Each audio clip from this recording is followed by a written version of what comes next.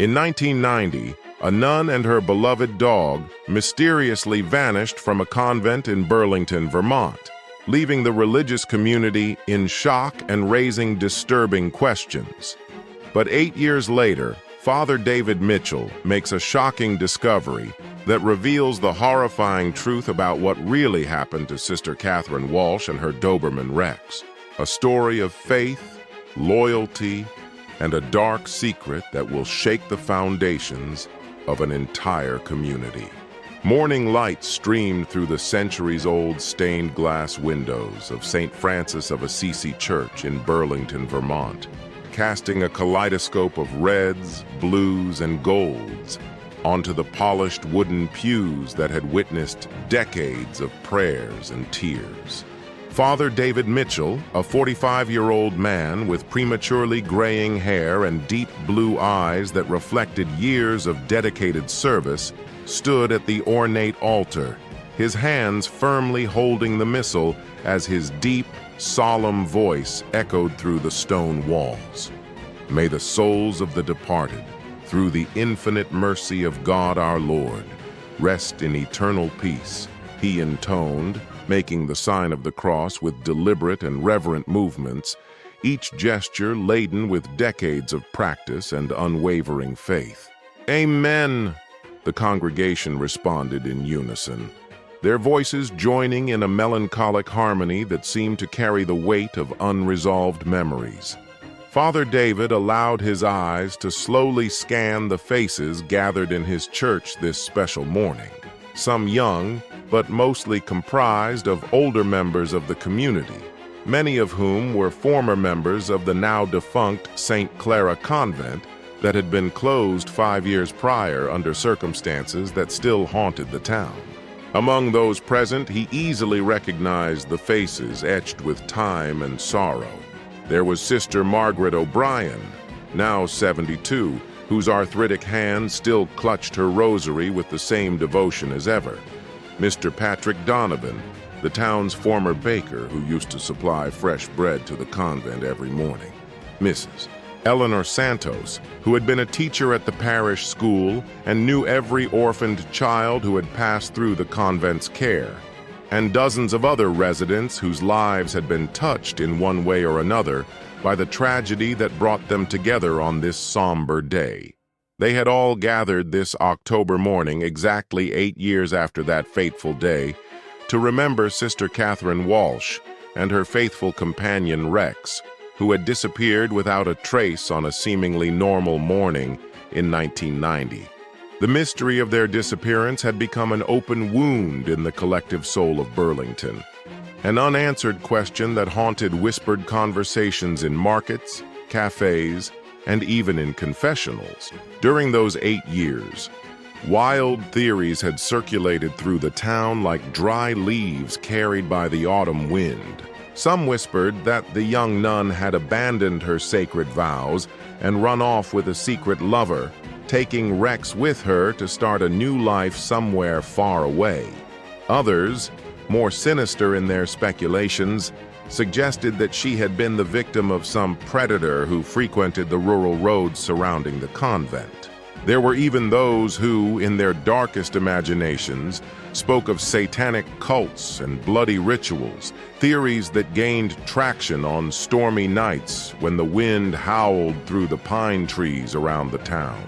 But the most disturbing theory of all, the one that was rarely verbalized but hung in the air like a heavy cloud, was the possibility that something terrible had happened right under their noses, something that everyone had failed to notice or prevent. This possibility carried with it a crushing weight of collective guilt that had slowly poisoned the community over the years. At the end of the Mass, which had been celebrated with extra solemnity in honor of the anniversary of the disappearance, Father David slowly made his way to the ornate entrance of the church, positioning himself near the carved oak doors that had been a gift from the local Italian community in 1923. There he greeted each member of the congregation with the patience and compassion that had become his trademark, shaking wrinkled hands, embracing shoulders stooped with time, offering words of comfort that, even after 8 years, were still needed. Many of the faithful offered their ritualized condolences, although after so much time, the words had taken on an almost automatic quality, like prayers recited 1,000 times. Still, Father David could feel the sincerity behind each expression of sorrow, the genuine pain that still resided in the hearts of these good people who had truly loved the young nun and her canine companion. "Thank you for coming today, Sister Margaret," Father David said in a warm voice, enveloping the elderly nun's frail, age-spotted hands in his own larger, warmer ones. "I know Catherine would be touched to know that you still remember her so fondly after all these years." "I always come, Father David," she replied, her voice shaky but firm, her faded blue eyes shining with unshed tears that seemed perpetually on the verge of overflowing. "How could I forget? I can still see her so clearly, walking through the convent gardens with Rex by her side, that magnificent Doberman who looked like a warrior but had the kindest heart I've ever known." Sister Margaret paused, her eyes lost for a moment in memories that seemed more vivid than present reality. Catherine used to say that God had sent Rex especially to her, to teach the orphaned children about unconditional loyalty and true protection. "Look at Rex," she would say to the little ones. "See how he loves me without asking for anything in return, how he would protect me with his own life if necessary. That's how God loves us." Oh, Father, how those words touched the little broken hearts of those children. Father David nodded with deep understanding, feeling the familiar pang of sadness that always accompanied discussions about Catherine Walsh. He had known the young nun only briefly, during his occasional visits to St. Clara Convent, when he was still a newly ordained priest.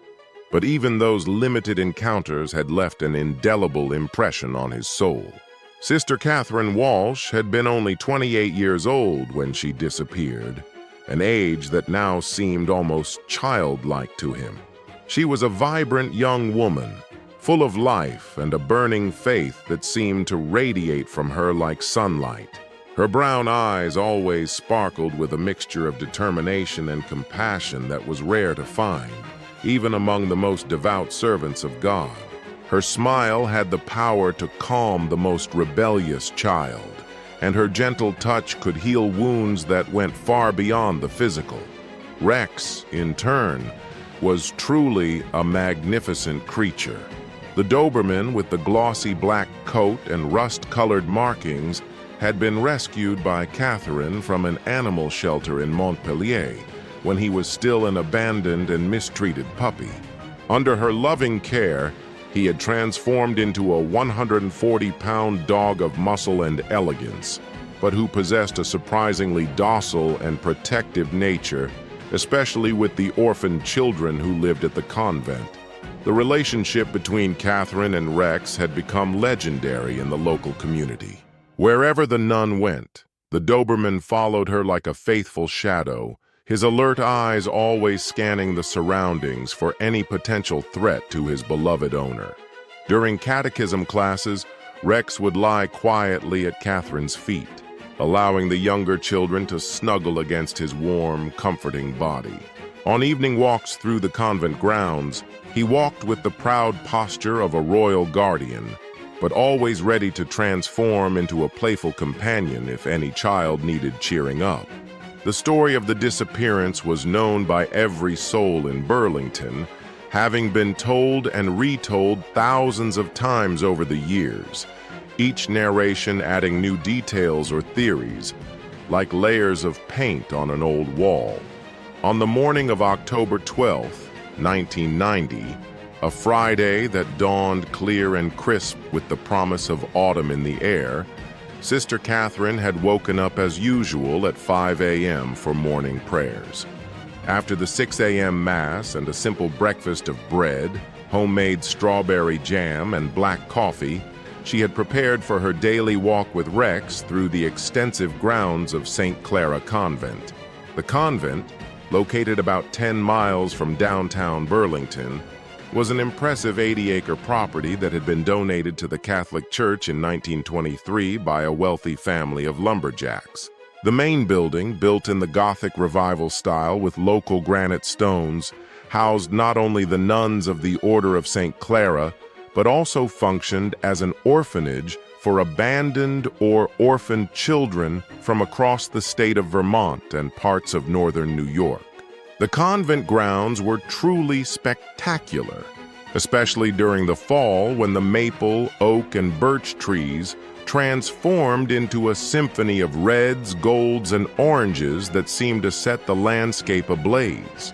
There were formal gardens near the main building, where the nuns grew vegetables and herbs for the convent kitchen, an apple orchard that provided fresh fruit during the fall, and vast areas of virgin forest crisscrossed by well-maintained trails that Catherine had helped map during her 6 years of residence at the convent. The man-made lake, created by damming a natural stream in the 1940s, was the scenic heart of the property. Its crystal-clear waters reflected the surrounding trees like a perfect mirror, and it was common to see families of wild ducks gliding gracefully across its surface during the warmer months. Catherine and Rex often paused on their morning walk at the small wooden bridge that spanned the narrowest part of the lake, where she would feed the fish with breadcrumbs saved especially for that purpose. On that fateful October morning, Catherine had followed her usual routine with almost military precision. Sister Margaret, who shared the room adjacent to Catherine's, clearly remembered hearing the familiar footsteps in the stone hallway at 7:15 a.m., followed by the characteristic sound of Rex's nails clicking against the polished marble floor. The other nuns had seen her leave through the side door of the convent, wearing her traditional navy blue habit of the order and a light gray wool cape to protect her from the morning chill. Rex walked beside her without a leash, as he always did on the safe grounds of the convent, his alert but relaxed posture indicating that all was normal in his carefully ordered world. The last people to see them were sisters Josephine and Anne, who were working in the vegetable garden and waved cheerfully to the pair as they headed towards the forest trails. When Catherine and Rex did not return for the 8:30 a.m. prayers, there was initially no concern. The young nun was known to sometimes extend her walks when she encountered something particularly interesting in nature, perhaps a rare bird's nest or a family of deer drinking at the lake. She also liked to stop to meditate in a small clearing that she had discovered the previous year, where rays of morning sun filtered through the treetops, creating an almost mystical environment that she described as God's private cathedral.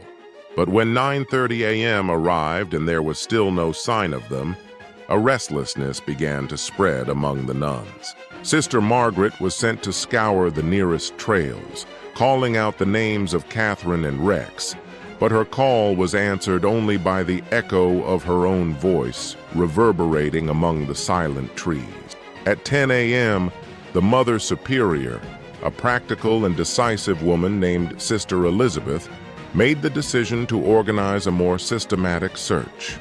What the initial search revealed was more disturbing than reassuring.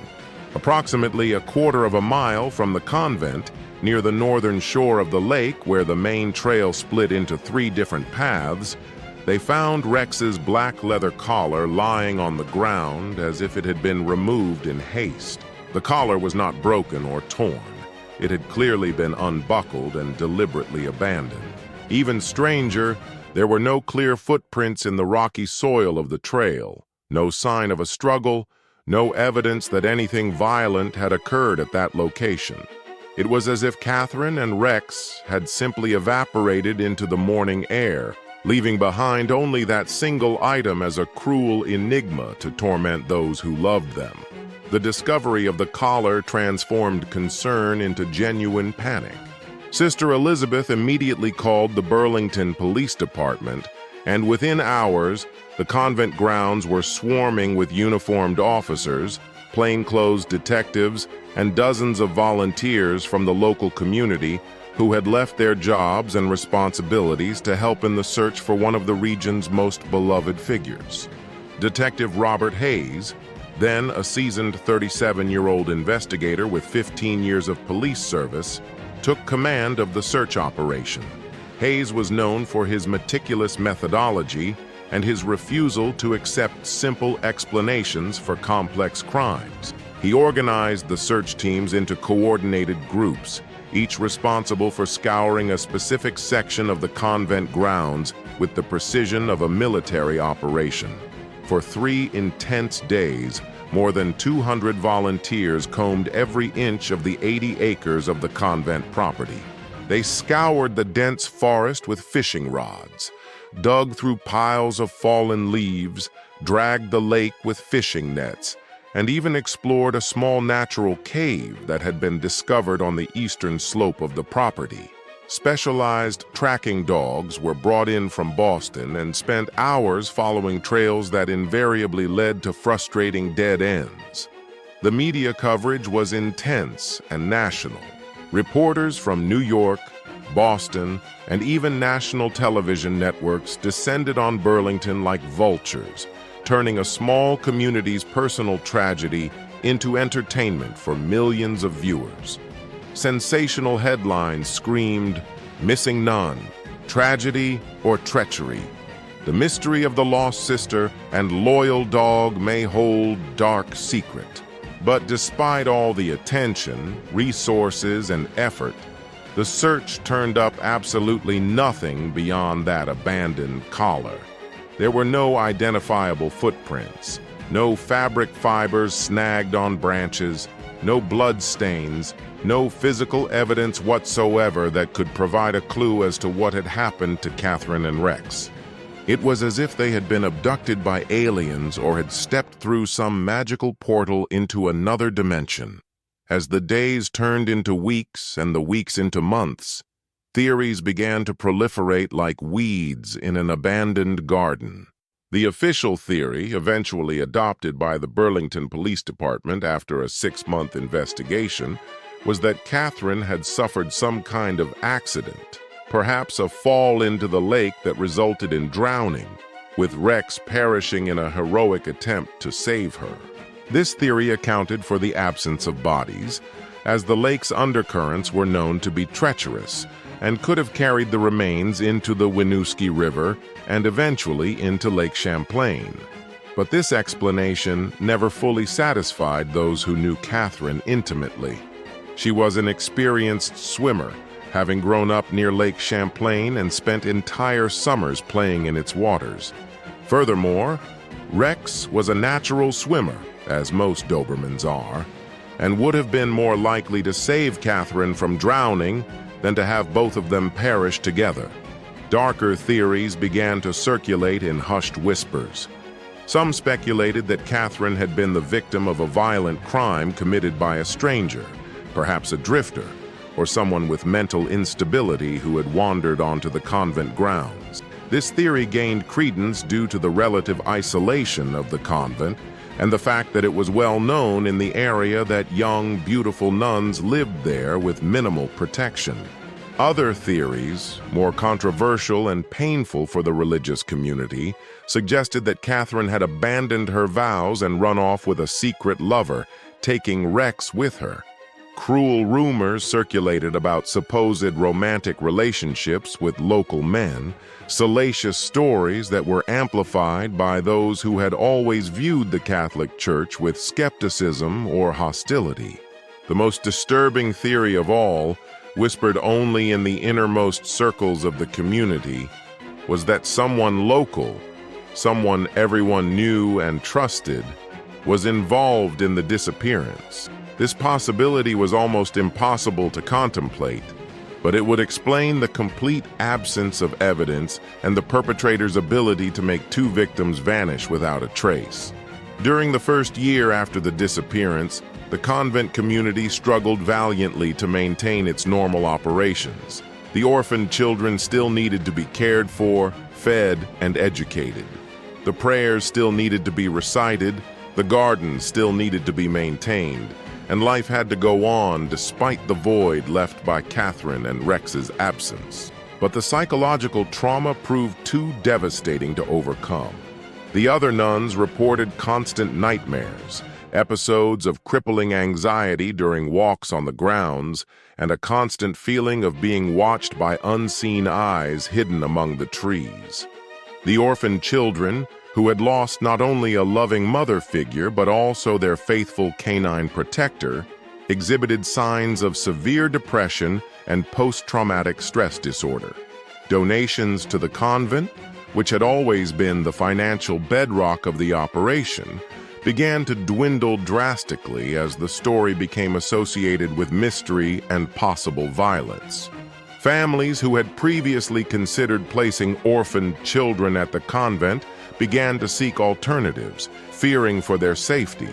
Community volunteers, who had always been critical to the day-to-day running of the orphanage, gradually stopped showing up, discouraged by the somber atmosphere that had settled over the place. In 1993, just 3 years after the disappearance, the Catholic Church of Vermont made the painful but inevitable decision to permanently close the St. Clair Convent. The remaining nuns were transferred to other facilities in Massachusetts and New Hampshire, and the orphaned children were placed in foster homes or transferred to other institutions. The magnificent Gothic building was sealed off and abandoned, left to slowly decay under the snow and rain of the harsh Vermont climate. But the closing of the convent was not the end of the story. In a twist that added an extra layer of mystery and suspicion to the case, the convent property was sold in 1993 to a local businessman named Thomas Brennan for a price that many considered suspiciously low. Brennan, a 55-year-old businessman who had made his fortune in the real estate and construction industries, paid only $180,000 for the 80 acres of prime land, a figure that was well below market value, even taking the tragic circumstances into account. Thomas Brennan was not completely unknown in the Burlington community. He had moved to the town in 1985 from Boston, where he claimed to have sold a successful construction company to retire early in the Vermont countryside. Brennan was a tall, lean man with dark hair that was beginning to gray at the temples, cold gray eyes that rarely showed emotion, and a tendency to wear expensive suits even on casual occasions, as if he were always trying to impress someone. Since his arrival in Burlington, Brennan had established himself as a respected, though not particularly liked, member of the local business community. He owned several commercial properties in the downtown area, had financed the renovation of the town park, and made regular donations to various local charities. On paper, he appeared to be exactly the kind of model citizen any small town would be happy to have. However, those who interacted with Brennan on a regular basis noticed certain peculiarities in his personality that left them slightly uneasy. He was known for his almost clinical emotional detachment, his tendency to treat all interactions as business transactions, and his apparent inability to form genuinely warm relationships with anyone. Brennan had never married, claiming that he was married to his business, and maintained a solitary lifestyle in a Victorian-style mansion he had purchased in Burlington's most exclusive neighborhood. More relevant to the story of the convent, Brennan had been one of the most vocal opponents of the St. Clair Convent's operations long before Catherine's disappearance. During town council meetings in the 1980s, he had made several formal presentations arguing that the orphanage was incompatible with the residential character of the area, and that the presence of troubled children was depressing local property value. His objections didn't stop there. Brennan had specifically complained about Rex, arguing at a particularly tense public meeting in 1989 that allowing a Doberman, a breed known for its aggression, to roam freely on a property adjacent to family residences constituted a threat to public safety. He had even threatened to sue the convent if Rex ever left the property grounds, although no such incident had ever occurred. These public complaints made Brennan's subsequent purchase of the property something that many in the community considered, at best, in poor taste, and at worst, genuinely suspicious. Why would a man who had fought so vigorously to shut down the convent suddenly be interested in owning the very same property? And why had the church sold it to him specifically given his previous hostility? When questioned about his motivations by local reporters at the time of the purchase, Brennan had offered explanations that sounded reasonable on the surface, but left many questions unanswered. He claimed that he had always admired the natural beauty of the property and that he saw the acquisition as a long-term investment in the future of Burlington. He promised to preserve the environmental integrity of the land and suggested vaguely that he might eventually develop it as a luxury executive retreat or a corporate conference facility. However, in the 5 years that had followed his purchase of the property, Brennan had made no visible progress toward any kind of development. The convent building was left to deteriorate, with broken windows being temporarily patched with plywood and vegetation growing wildly around the structure. The only visible improvements that Brennan had made were the installation of an expensive security fence around the entire perimeter of the property and the posting of multiple private property no trespassing signs along all access points. When curious members of the community inquired about his plans for the property, Brennan had become increasingly evasive and defensive over the years. He claimed to be still in the planning stages of his development and that complex zoning issues were delaying his projects. These explanations became harder to accept as time went on, especially given Brennan's substantial experience in the real estate industry. Now, in 1998, a full 8 years after the disappearance of Catherine and Rex, the property of the former convent had become a continuing source of speculation and unease for the residents of Burlington. The security fence and warning signs gave the place an almost prison-like atmosphere that seemed completely at odds with the natural serenity of the landscape.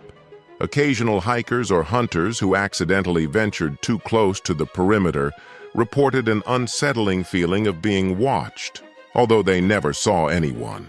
More disturbingly, over the years, there had been several strange incidents involving the property that had contributed to a growing aura of mystery and foreboding. In 1995, 2 local teenagers who had decided to explore the abandoned grounds at night reported hearing sounds they described as human moans coming from the direction of the main convent building. When the police investigated the following morning, they found no evidence of trespassers or any source for the reported sounds. In 1996, a deer hunter who was tracking a wounded animal claimed to have seen lights moving inside the supposedly abandoned convent building during a stormy night in November. When contacted about the incident, Brennan explained that he occasionally hired security crews to check on the property and that the lights were probably from their flashlights. This explanation was accepted at the time, although some questioned why security checks would be necessary in the middle of a storm. The most disturbing incident had occurred just 6 months ago, in the spring of 1998. Mrs. Helen Rodriguez, a local artist who frequently painted landscapes in the area, was working on a canvas near the perimeter of Brennan's property when she reported hearing clearly the sound of a dog barking coming from inside the fenced-in grounds. The bark, as she described it, was deep and powerful, consistent with a large breed dog like a Doberman. When Mrs. Rodriguez mentioned this incident to her husband, who then contacted the police, Detective Hayes, who was still working on the Catherine and Rex case as a cold investigation, decided to investigate personally. He contacted Brennan, who categorically denied having any animals on his property, and suggested that Mrs. Rodriguez had probably heard a wild dog or coyote from the woods. While Brennan's explanation was plausible, it left Hayes with an uneasy feeling that he couldn't quite put his finger on. Something about the defensive way Brennan had reacted to the question, the speed with which he had offered an alternative explanation, and an almost imperceptible nervousness in his voice had triggered Hayes's investigative instincts in a way that he couldn't ignore. It was against this backdrop of unsolved mystery, community speculation, and growing suspicion that Father David Mitchell found himself on this October morning in 1998, exactly 8 years after the disappearance that had changed Burlington forever. As the last member of the congregation departed after the memorial mass, leaving behind only the echoes of their prayers and the lingering scent of incense in the air, Father David slowly made his way back into the now empty church. His footsteps echoed differently in the silence, each sound amplified by the absence of other people. The church building, which had been his sanctuary and place of work for nearly a decade, suddenly seemed vast and filled with shadows that danced at the edges of his vision. He made his way to his private office, located at the back of the church complex, passing through familiar hallways that today seemed laden with an extra layer of melancholy. Father David's office was a reflection of his personality and his years of dedicated service. The walls were lined with bookshelves that held decades of theological knowledge, volumes of philosophy, church history, and spiritual literature that he had collected over the years. His solid oak desk, a gift from the congregation on his 10th anniversary of ordination, was organized with the precision of a man who found comfort in order amidst the emotional chaos of his pastoral work. But it was a special shelf, located behind his chair, where he could see it whenever he looked up from his work, that held the most precious and painful items in his collection. This shelf contained various artifacts and mementos from the old St. Clare's convent, items he had managed to salvage when the building was abandoned and which he had kept as a kind of private memorial to those who had been lost. There was a small hand-carved wooden crucifix that had belonged to the convent's chapel, some prayer books with worn leather covers that still carried the faint scent of incense, and a small statue of St. Clare that had stood in Catherine's room. But the most precious and most painful item was a silver-framed photograph that showed Catherine kneeling in the convent garden beside Rex.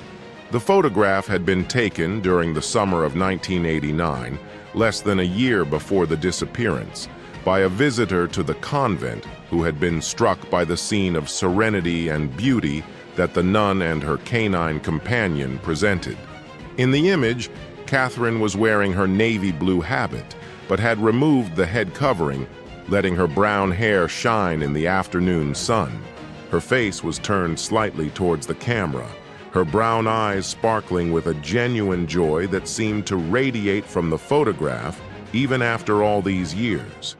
Rex was sitting next to her in a majestic pose that demonstrated both his physical strength and his absolute devotion to his owner.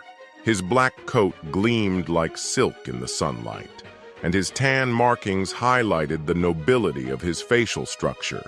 But it was his eyes that were most striking in the photograph. Alert, intelligent, and filled with a loyalty that transcended the typical human-animal relationship. Alone at last in his office, Father David picked up the photograph with hands that trembled slightly from the accumulated emotion of the morning. He studied the familiar faces as he had done hundreds of times before, searching for some sign, some clue, some answer that he might have missed in his previous contemplations. "Why, Lord," he whispered to the silence of his office, his voice laden with 8 years of unanswered questions and unresolved grief. Such a pure soul, such a noble and loyal animal. What lesson am I failing to learn from this ordeal? What divine purpose can be served by so much unresolved pain? At that moment, as he held the photograph and wrestled with questions that had tormented not only him but the entire Burlington community, Father David felt something he could not completely explain.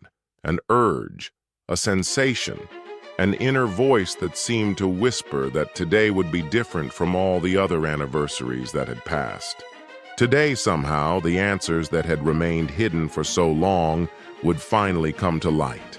Moved by this inexplicable feeling and by a need that transcended logic, Father David made a decision that would change everything. He carefully placed the photograph in the inside pocket of his cassock, grabbed his car keys, and left his office with a sense of purpose that he had not felt in years. Today, on the 8th anniversary of Catherine and Rex's disappearance, he would visit the grounds of the old convent. It did not matter that the property now belonged to the hostile Thomas Brennan. It did not matter that it was private property protected by fences and warning signs. Something was calling him to that place, something he could neither ignore nor explain, but which he felt in his soul was a divine guidance that could not be denied. The winding road that led from Burlington to the outskirts where St. Clair's Convent had flourished was one of the most beautiful routes in Vermont, especially during the fall when the trees transformed into a living tapestry of colors that seemed to dance in the wind. Father David had traveled this road many times over the years, but today each curve, each familiar vista seemed laden with extra significance, as if the landscape itself were anticipating some momentous revelation. The maple trees lining the road were at the peak of their autumnal glory, their leaves glowing in shades of blood red and gold that seemed almost supernatural in the filtered light of the clouds. Century-old oak trees stretched their branches across the road like honorary guards, their brown leaves rustling with a sound that resembled ancient whispers laden with secrets. As he approached the perimeter of the old convent property, Father David slowed his modest sedan, his eyes scanning the familiar landscape for any changes that might have occurred since his last unauthorized visit to the site, almost 2 years ago.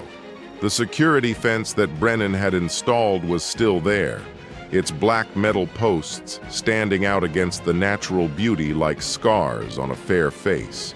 The private property, no trespassing signs, seemed to have multiplied over the years, now appearing at intervals of only a few feet along the entire visible perimeter.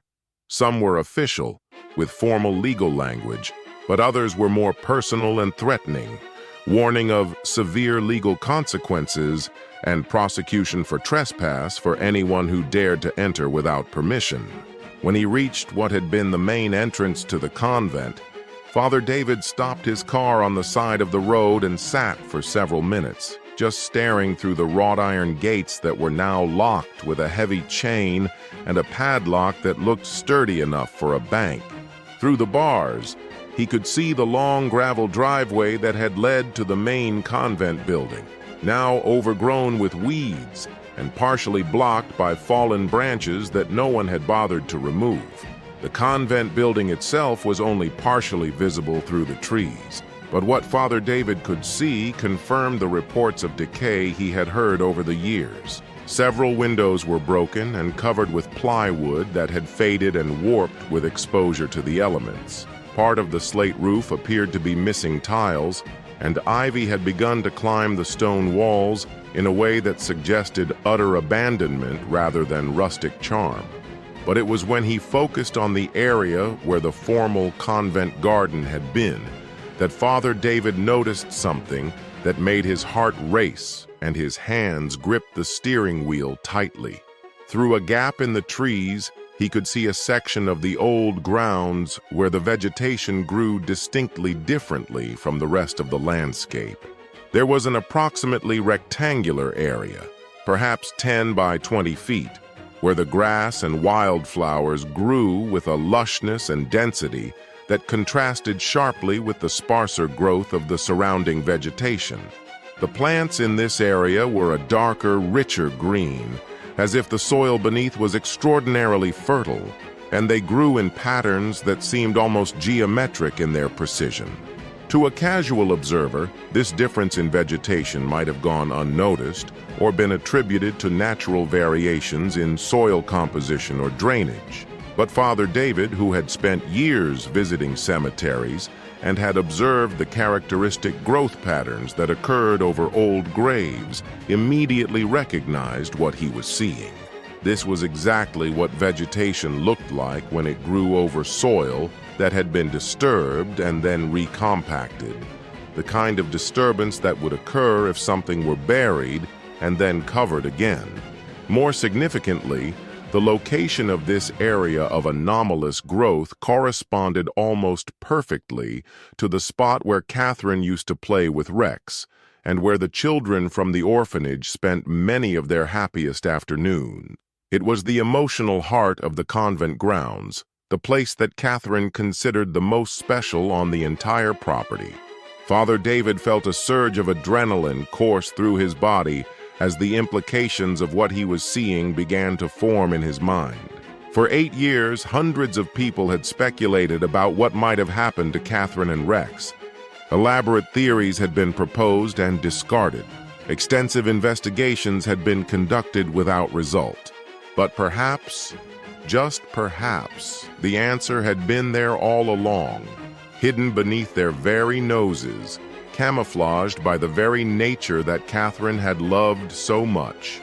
With a determination that surprised even himself, Father David got out of his car and began to walk along the perimeter of the fence, looking for some point where he could get a better view of the suspect area. The fence was impressively well built and maintained, clearly designed to keep out even the most determined intruders. But fences, no matter how well constructed, always had weak spots, especially after 5 years of exposure to the harsh Vermont winters. After walking for nearly 20 minutes along the eastern fence line, Father David found what he was looking for. At a point where the fence dipped down a small hill before rising again, the constant expansion and contraction of the soil during the freeze-thaw cycles had caused a slight misalignment in one of the sections. The gap was not large, perhaps a foot wide at the base, but it was enough for a determined person to squeeze through if they were willing to sacrifice dignity and possibly a few parts of their clothing. Father David looked around carefully, checking for anyone nearby who might witness his impending trespass onto private property. The road was completely deserted, as it almost always was in this rural area during weekdays. The loudest sound was the rustling of leaves and the occasional call of a bird in the distance.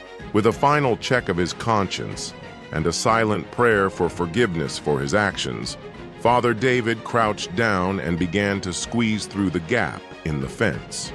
The metal snagged on his cassock and tore a few threads, leaving evidence of his passage that he hoped would not be noticed until it was too late to matter.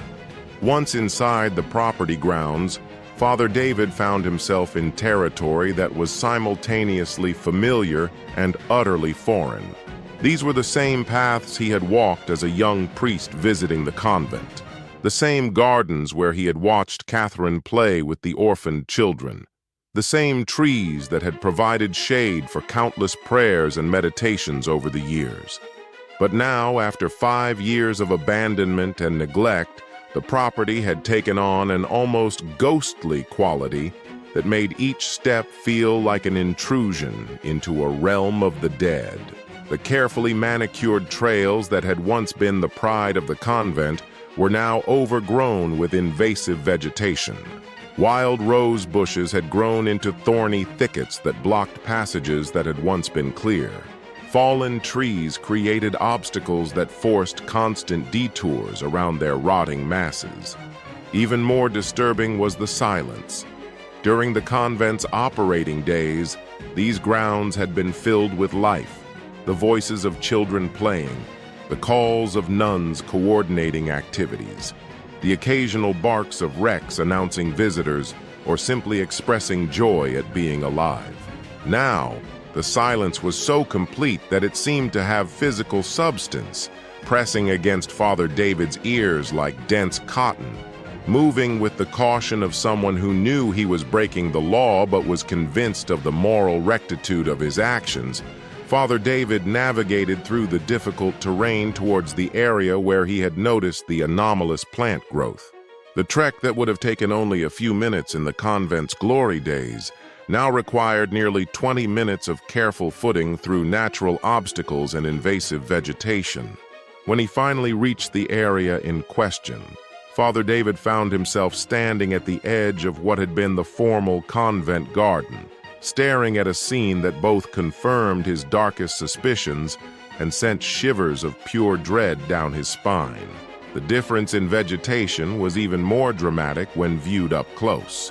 The suspect area was sharply defined, its edges almost perfectly rectangular in a way that nature rarely produces on its own. But there was more evidence than just plant growth patterns. Scattered among the lush vegetation, Father David could see small fragments that glinted faintly in the filtered light. Kneeling carefully, he parted the dense grass and discovered what appeared to be small pieces of navy blue fabric, exactly the color of the habits worn by the St. Clare nuns. His heart leaped as he found more evidence. A small wooden button of the type used on the convent's clothing, a fragment of what appeared to be black leather that could have come from a dog collar, and most disturbingly, something that looked like a small piece of engraved metal that could have come from a pet identification tag. With hands that trembled as much from excitement as from horror, Father David began to carefully remove layers of vegetation and loose soil from the area. He did not have to dig very deep before his fingers touched something that made his blood run cold, the unmistakable texture of bone. "My God Almighty," he whispered, recoiling instinctively before forcing himself to look more closely at what he had uncovered. There, just inches beneath the surface, partially exposed by his careful excavation, were the unmistakable remains of a human skeleton, and adjacent to it, the larger bones of what had clearly been a large dog. The remains were in a state of preservation that suggested they had been buried for several years. These were not just scattered bones that could have resulted from accidental or natural deaths. They were arranged in a way that clearly indicated deliberate burial. The human skeleton was lying on its back with its arms crossed over its chest, a position that spoke of care and perhaps even reverence on the part of whoever had buried them. The dog's skeleton was positioned next to the human, as if placed there to continue its eternal vigil over its beloved owner. This discovery hit Father David with an emotional force that left him momentarily breathless. Even in death, Rex had been positioned to protect Catherine, a final act of devotion that transcended life. But it was what he found intertwined within the bones of the human skeleton's hands that provided the final confirmation that these were indeed the people he had hoped to find for 8 years. Still partially preserved, though stained by earth and time, was a small rosary of carved wood, exactly like those given to each nun when they took their final vows in the Order of St. Clare. Father David recognized the rosary immediately. He had seen Catherine hold it during her evening prayers during his visits to the convent. The unique pattern of carvings in the wood, made by a local artisan who had supplied rosaries to the convent for decades, was as distinctive as a fingerprint. There was no longer any doubt. Catherine Walsh and Rex had been found.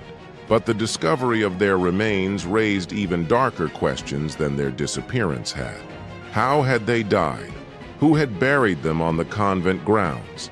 And why had their bodies remained hidden for all these years while their community grieved with the uncertainty of not knowing? With hands that now trembled violently from both emotional shock and adrenaline, Father David reached for his cell phone.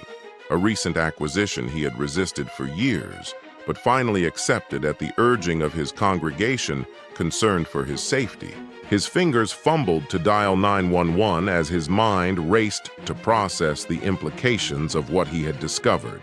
911, what is your emergency? Came the calm, professional voice of the dispatcher. My name is Father David Mitchell, he said, struggling to keep his voice steady as words tripped over each other in his mind.